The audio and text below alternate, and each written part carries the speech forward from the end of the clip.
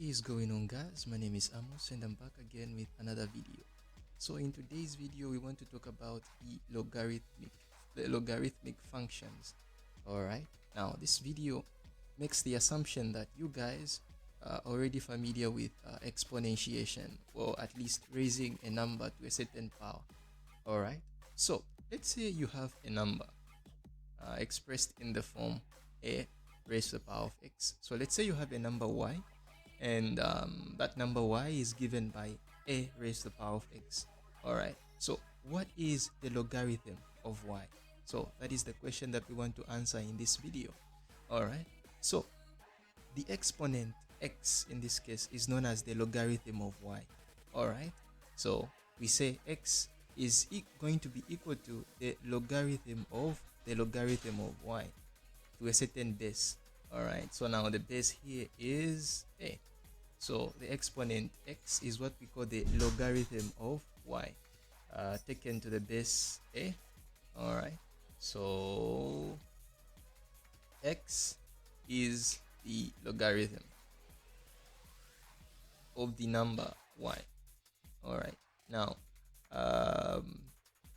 the logarithmic functions are special functions because they are what we call inverse functions of exponential functions.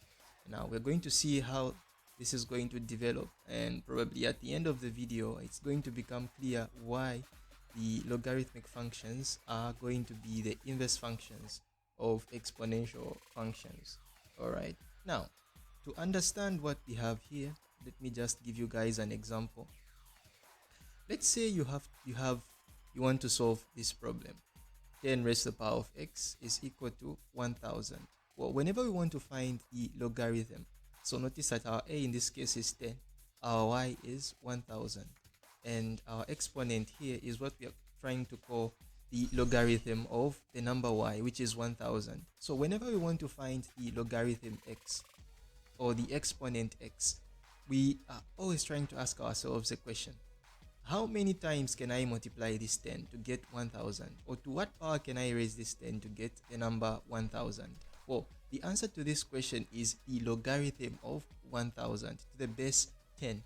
All right, now you guys can easily see here that we need to raise 10 to the power of 3 for us to get 1000. So the 3 is going to be the logarithm of the number 1000 taken to the base. We take that logarithm, we consider the base 10. So the 3, that is how many times we're going to raise this 10 to get the number 1000. So that is what we are calling the logarithm of that number. In this case, the number is 1000. All right, so now let me give you guys a challenge. Now I know that this is probably a bad idea to start a video with a challenge, but this is going to form the basis of our understanding of logarithmic functions. So let me just give you guys a challenge. So let's say we have this problem. We have 5 raised to the power of x, and let me say that this is equal to 5, and we have 5 raised to the power of x is equal to 20, and we have 5 to the power of x is equal to 25, and we have 5 raised to the power of x equal to 60, and 5 to the power x raised to the power 125. Now you guys can already solve some of these equations that we have here. So like for the first one, to what power must we raise the first 5 to get 5? Well, x has to be equal to 1, so the logarithm of this number 5 has to be equal to 1. Now here, I know you guys here have a problem, so I'm going to put a question mark. Now for the second one, notice that if I raise this 5 to the power of 2, I'm going to get 25. So here x is going to be equal to 2. So here, same problem. If I raise 5 to the power of 3, I'm going to get 125. So here x has to be equal to 3. But here we have a problem. So how do we solve such problems? So now I'll tell you one thing here. The x here, the answer for the second part. So now if I was to number these, guys, so we have this. So for us to be able to solve the second and the fourth problem, well, we have to use the idea of logarithms. So we'll see how we're going to apply that and solve our problem. Now here I can tell you that the answer for x, the value for x here has to is going to be between 1 and 2, and the value of x here is going to be between 20 is going to be between 2 and 3. So we'll see how we're going to solve such a problem later on. Now there are two important logarithms. All right, so they are very, very important, and they have been given special names, so you guys have to know them, because if you know these two, you can be able to solve any problem related to logarithmic functions. So now we have what we call common logarithms. So we have common logarithms. Now common logarithms, now this name is just though it's long, it just represents something that is very simple. All right, so whenever we have the base of the logarithm as 10, whenever the base is 10, then the logarithm is said to be a common logarithm. So log y, and then of taken when we consider the base 10. All right, whenever we are trying to take 10 as our base, the logarithm is going to be known as the common logarithm. All right, another special type of logarithm is the natural logarithm. So whenever the base is a constant e, all right, log e of something, so let's say y for instance, well, this is what we call a natural logarithm. So whenever the base is e, now e is a constant, which is approximately 2.7183 when we take 5 significant figures. All right, of course it goes on and on, and you guys already know the what we're trying to express here, or what we're trying to achieve. So whenever the base is e, or it's a natural logarithm, whenever the base is 10, it is going to be known as the common logarithm. Now that aside, and the basic vocab being covered, we are going to now look at the logarithmic laws. Now the logarithmic laws are going to help us solve problems easily. So whenever we have whenever we have a number y expressed as a product, for example, now how can you simplify your problem? Suppose you want to solve the problem in a much easier way. So you would need to split the number into maybe a certain product, its factors, and how can we apply a certain law to be able to solve the logarithmic problem? All right, so that is what we want to achieve with the laws. We want to simplify our calculation of problems later on in this course. All right, so the first one is whenever we have a certain number expressed as a product, and now I'm going to take b as my base. So now b as my base, and whenever we have a product x multiplied by y, whenever we want to solve such a problem, so we have x multiplied by y, this is actually going to be equal to log to the base b x plus log to the base b multiplied by y. Now if you guys want to actually, you guys might think that I'm messing with you, and this might not be even correct. So let's see a formal proof of this first law. All right, so now to be able to solve this problem easily, I'm going to let m be equal to log b of x, and I'm going to let n again be equal to log b of y. All right, so we have this. Now what does this mean? So we have to now convert our logarithmic expression, our logarithmic equation, into an exponential equation. All right, now you guys know that our m is actually the exponent, the exponent, or the argument, in other words. So our m is actually the exponent or the argument. So we are going to have b to the power of m is equal to x, and here we're going to have b to the power of n is equal to y. All right, now let's try to multiply x and y. Let's see what we're going to have. Well, x multiplied by y is going to be equal to b to the power of m multiplied by b to the power of n. So we have x multiplied by y. Now we have b to the power of m multiplied by b to the power of n. Now you guys already know that we can add the m and the n. So we have b raised to the power m plus n. All right, now what does this mean in terms of the logarithmic equations? So what are we going to get? Well, we're going to have that m plus n is going to be equal to the logarithm of what? The logarithm of b x y.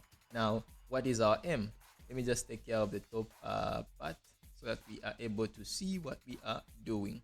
All right. So now, what is our m? Well, m is log bx. All right. So I'm going to write that. So log bx, and we are going to have plus log by is going to be equal to log bxy, and there you have it. You have your first law. That's how you show that actually it's true. All right. So let's go to the second one. So you have the first one. Now the second one has to deal with division. So whenever we have log, now this is the second one. So log a log. All right, our base is b. Our base is b, and then x divided by y. Whenever we have this, well, this is going to be equal to log to the base b of x minus log to the base b of y. All right. Now, how do you show that this is correct? So same approach as same approach, just like the first one. All right. Now, whenever you have an equal sign here, it doesn't matter which side you choose to take. So if you actually feel it's going to be easier for you to show that the left hand side is equal to the right hand side, well, you pick the left hand side. Well, for me, it's easier to start with the right hand side. So let me just take the right hand side. So like we did before, we let m be equal to m be equal to log to the base b of x, and n be equal to log to the base b of y. All right. Now, what does this mean in terms of the exponential equations? So we know that we're going to have b to the power of m is going to be equal to x, and we're going to have b to the power of n is equal to y. All right. Now, let's try to divide x and y. Well, x divided by y. Now, because we have a division, I'm trying to come up with the left hand side. So it's very, very important to have the division here. You cannot get your multiplication because you get something else, because we don't have any multiplication on the left hand side. So we always try to solve this problem, and we must have by solving we try to solve the problem by looking at, by always putting into our minds the left hand side. All right. So now this is going to be all right. So this is going to be b to the power of m divided by b to the power of n. Now, whenever you have this, now this is going to be equal to b to the power of m minus n. All right. So we have this. So now let me just take care of the top part so that you guys are able to see what is going on here. All right. So we have that. Now let me just write it here. It's going to be equal to b to the power m minus n. Or okay, so what does this mean in terms of the logarithms? Well, this is actually very simple to evaluate. So we know that our exponent is what? Our exponent is actually the logarithm by definition. So we have here m minus n is going to be equal to log b of x and y. Now we get our left hand side. Now it's just that I've taken care of the top part. So well, we have that m was the logarithm to the base b of x minus the logarithm to the base b of y is going to be equal to the logarithm to the base b of x divided by y. And there you have it, guys. That's your second law. All right. Now, these laws are very, very important. You're going to use them a lot to solve the logarithmic equations and any problem related to what we are trying to discuss today. Okay. Now, the third one, well, you can actually, use the same approach and just a little bit of, some algebraic manipulation, and you'll be able to get your results. So now the rest, I'm just going to write them. If you guys if you guys want to understand more and fail to actually show that the two sides are equal, that is the right hand side and the left hand side, well, you can comment in the comment section and I'm going to respond to your comment.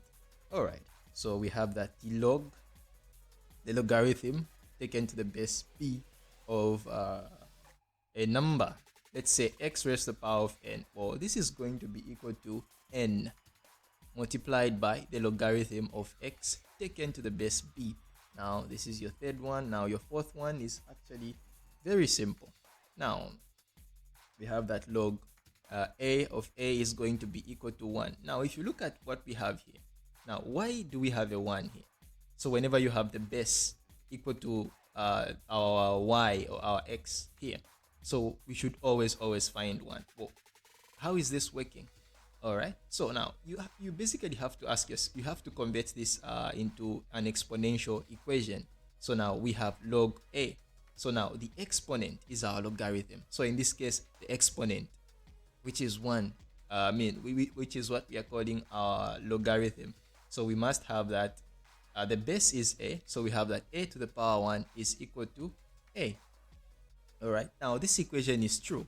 So this logarithm is also true. So saying this, so this is equivalent to saying this. Now, you guys already know, some things about exponentiation and raising a number to a certain power. Now, if you look at the right hand side, this is true. So meaning the left hand side is also true. So saying this is saying this. So that is why log a of a is going to be 1. All right. So now we look at the fifth law, and the fifth law is very simple. It's actually a combination of these two guys, the third one and the fourth one. Now we have log b, all right, b raised to the power p, and well, this is actually going to be equal to p. Well, how is this true? Well, if you look at this, notice that b is raised to the power of p. Now if you apply the third law, you're going to have p multiplied by log b. All right, now log b, log the logarithm of b taken to the base of b. Well, we actually talking about the fourth situation, and we know that this is going to be equal to 1. So we have p multiplied by 1, so which is actually going to be equal to p. So that is actually simple to remember. All right, and another law. All right, another law we are going to look at is this one. So we have that log a of 1 is equal to 0. Okay, now this is a problem for you guys, but if you convert it into an exponential equation, you notice that the right hand side is going to be true. Now, because the two expressions are equivalent, when one is true, the other one is true. That's how it works. So now the 0 here, when we try to convert this into an exponential equation, the 0 is our exponent, which is now on the left hand side is our logarithm. So the 0 is the exponent. So it is a raised to the power of 0 is equal to 1. Now you guys know that this is going to be true. Now because a is a what? A is a real number. That is not, a is a natural number. All right, a is a natural number. So let me just write it here. A is taken from the set of natural numbers. So now we know that whenever any number is raised to the power of 0, the result is always 1. So this is true. So this is equivalent to this. So this has to be true. Great. So now let's look at the other one. And what is? Now this one might be a little bit hard to understand, but I'll try my best to explain why we have that. So the logarithm of 0 taken to the base a. Remember, a is a natural number. All right. So this has to approach minus infinity. So now what does this mean? Well, let me just first of all draw the number line. Now this is, I think I can rectify a bit. So let me just try my best to come up with the best line. All right. So now I'm actually going to talk about the extended real number system, or the extended real number line. So here I'm going to append minus infinity, and I'm going to append positive infinity. Well, what does this mean? So first of all, let's try to understand what we have here. Let's try to convert it into an exponential equation. All right.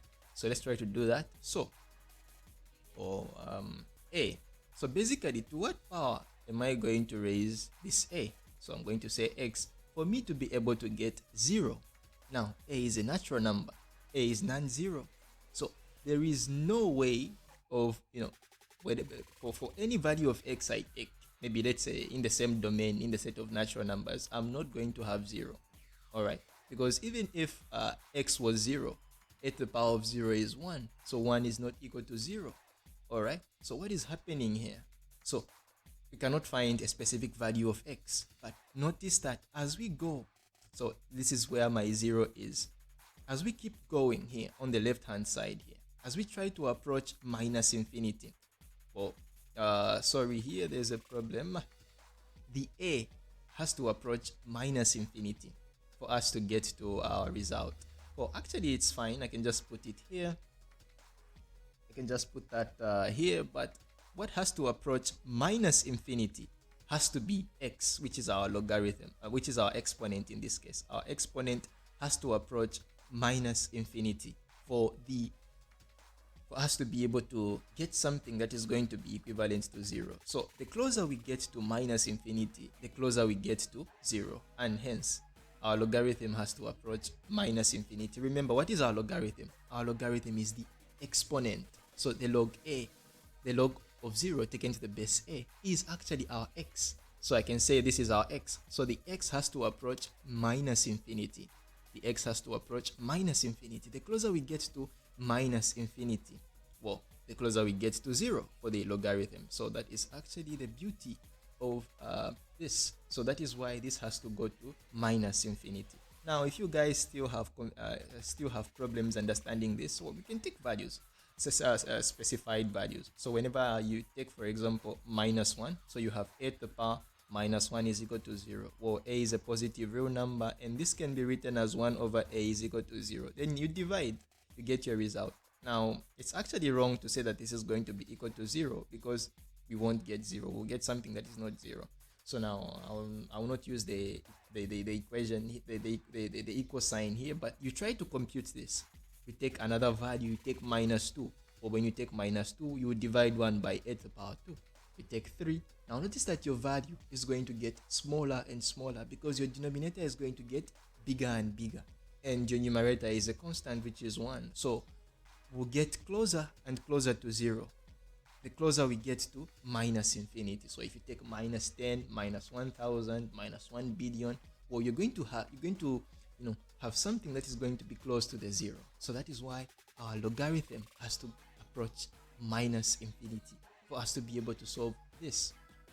All right, so that is what we have now. So you guys have the laws now. As I mentioned,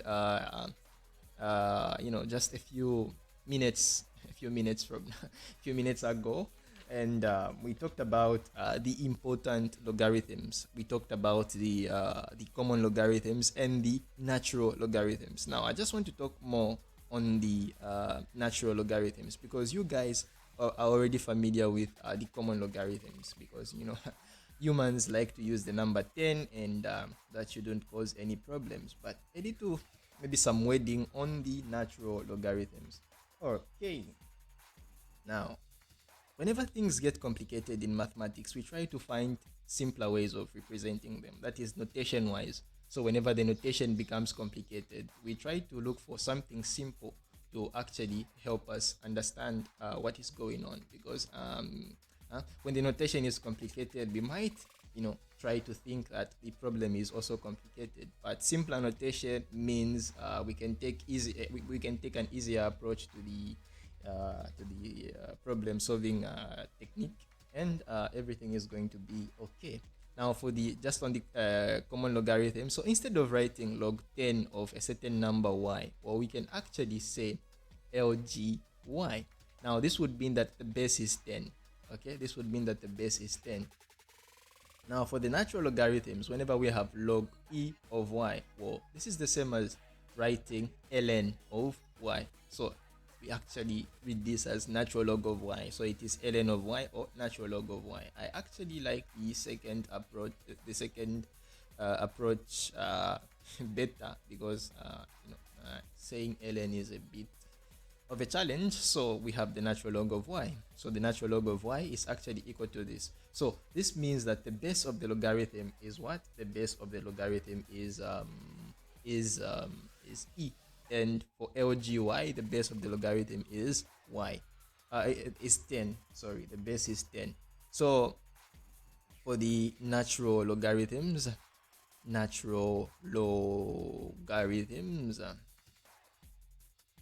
All right. So we have the following laws. We have that the natural log of 1 is equal to 0. So how is this true? How is the natural log of 1 0? How is the natural log of 1 0? Okay. Now, okay. So you actually have to translate this into what it means. So natural log of 1 means log e of 1 is going to be equal to 0. Now, you guys have to convert this logarithmic equation into an exponential equation to be able to understand what is going on here. So our 0 is the exponent. And then now we have e to the power of 0 is equal to 1. So this is equivalent, the logarithmic equation is equivalent to this exponential equation. So the exponential equation is true. Hence, the logarithmic equation has to be true. So we know that we have some good representation of exponential equation. So that is how it works. And now the rest are going to be easy. You guys can verify by using the same approach. So we have that ln of e is 1, and then for the third one we have that ln of e to the power of p is e. Now this one is not so obvious. Now let me just help you guys with something. Let me just help you guys here. So this is log e of e to the power of p. All right. So what is this equal to? Well, p multiplied by log e, log to the base e of e. Now we have the same thing, e. So this has to be p. So that's why the natural log of e to the power of p is equal to p. So there you have it, guys. And you can verify the rest, I'm sure. So e to the power natural log of x is is x. All right, that is x. So very, very important to remember. Now the fifth one, we have natural log of x multiplied by y is equal to natural log of x plus natural log of y. And the sixth problem is the natural log of x raised to the power of p is going to be equal to p multiplied by the natural log of x. Now these are the laws that you guys can use to solve your problems. So we'll see how we're going to apply this to solve our problems. And yeah, so now we have the beauty about these two kinds of logarithms, the common logarithms and the natural logarithms, is that we can compute them on our calculators and find so we basically solve our problems. Now, let's say you are given a base that is not 10 or a base that is not e. How can you compute the logarithm? Now, with the tools that you guys already have right now, with the tools that you guys have already collected so far, with the tools that you guys have gathered. So how can you solve a certain logarithm taken to a base that is not e or 10?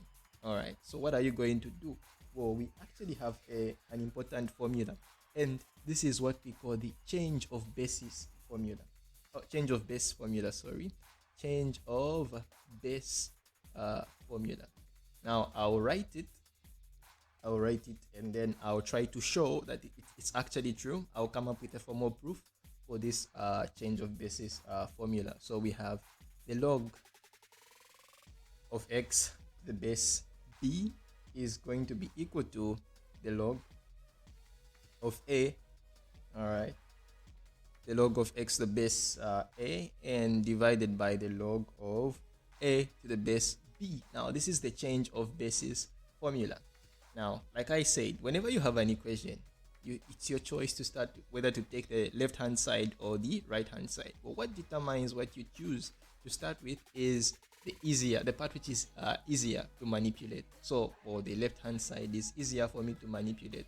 It's actually going to help me come up with the right hand side easier than taking the right hand side and then trying to show that we're going to have the left hand side. Well, it's going to be a little bit complicated. So now I'm going to let, as usual, m be equal to the logarithm of x taken to the base b. Now this is equivalent to saying b to the power of m is equal to x. Now let's take the logarithm to the base a on both sides. So it's actually true because we're taking it on both sides. So we're not going to change, we're not going to tamper with our equation. So we have the log, all right, the log of a and b to the power of m, and the log of a x. Now, why did I choose a, for example? So, well, it's because we have a. We are trying to come up with the right-hand side. So I cannot choose c, for example, because we don't have a c. Or you can choose c, but you will still need to, come up with an a. Maybe you say, maybe let c be equal to a, and then you come up with a right-hand side. But now that's an extra step added, which is not necessary. So hence my choice here is supposed to be a, because I'm trying to come up with a right hand side. So it makes sense that I need to introduce some things here to help me come up with the right hand side. So we have this. Now if you apply one of the laws of the logarithms, now one of the laws we discussed, you should get m log of b to the base to the base a is going to be equal to log a of x.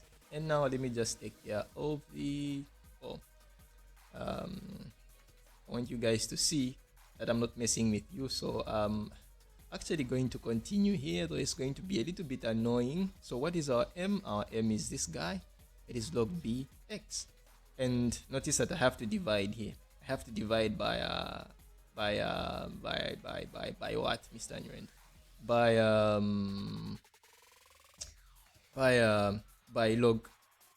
the log of b taken to the base a. I have to divide it on both sides, and you guys can easily see that we have the formula. So now I'm going to do it here. So we have log a b, and now if you substitute for m, log x taken to the base of b, or boom, you have your change of basis formula. Now how does this apply? Now let me give you guys an example. You need an example to understand this. Let's say you are told to find the log of 80 taken to the base 4. Now there is no logarithm with a base 4 probably on your calculator, so you already have challenges. So how do you compute this? So you take a, you choose a as a non-base. So what non-base is that going to be? Well, we've talked about two important bases. We've talked about e, and we've talked about 10. So you choose either one of them, you're going to get the same answer. So my choice of a for this particular problem is going to be 10. Now just to show you guys that I'm not messing with you, I'm also going to try to use e as the base. So we have that. So now if I apply my change of basis formula, I'm going to take my base as 10, and what is my x? My x is 80, and log what are we going to have here? So same, we have 10 and we have 4. Well, this is going to be equal to 3.161. Now this is taken to 4 significant figures. Now you can actually try to raise 4 to the power 3.161, and this should give you guys a result that is approximately, all right, a result that is approximately 80. Now we can get more precise with our answer if we add more values to this argument or to this exponent. So well, that is what you have there. Now let me try to take e. Now I'll try to take care of this part, and then we have log 4, log 80, or taken to the base 4. Well, this is going to be equal to log e80 divided by log e4, and check it out, same answer, 3.161. If you compute this, you should get 3.161. Again, if you raise 4 to the power 3.161, you get a value that is approximately 80. Now if you take more values, you can get more precise. All right, so now this is what we have here, and that looks good. Now let me just get back to our challenge. Remember, I started this video with a challenge. Let me just of course we're going to do more problems as we go on with videos on logarithmic functions. All right, now 5 to the power of x is equal to 20. So this is what we needed to compute in the challenge. So now here we have to take the common logarithm on both sides. So we have log 5 to the power of x. Now this is a common approach. It's a common approach. So the logarithm of 20. Now my choice of this is because it's easier to work with, and it's not necessary to complicate things at the moment. Well, now if I apply one of the laws we have already looked at, this is going to be log 5 is equal to log 20, and here we can divide by log 5 because log 5 is not equal to 0, so we won't have that division by 0, and this is going to evaluate to 1.6 or 1.861, and check it out, this is between 1 and 2 as predicted, and this means that we are done with this problem. All right, the other part we had to solve was 5 to the power of x is equal to 60. Well, same approach, we take the common logarithm on both sides. So log 60, great. So we have x log 5 is equal to log 60, and x has to be equal to log 60 divided by log 5. And we can divide by log 5 because log 5 is not going to be 0, so we are not going to have that division by 0. So this is going to evaluate to 2.544. I've rounded off to 4 significant figures. Now you guys can try to raise 5 to the power 2.544. You're going to get something that is approximately equal to 60. Now if you take more values, you're going to get more and more precise. And that's it for this video, and I'll see you guys in the next one.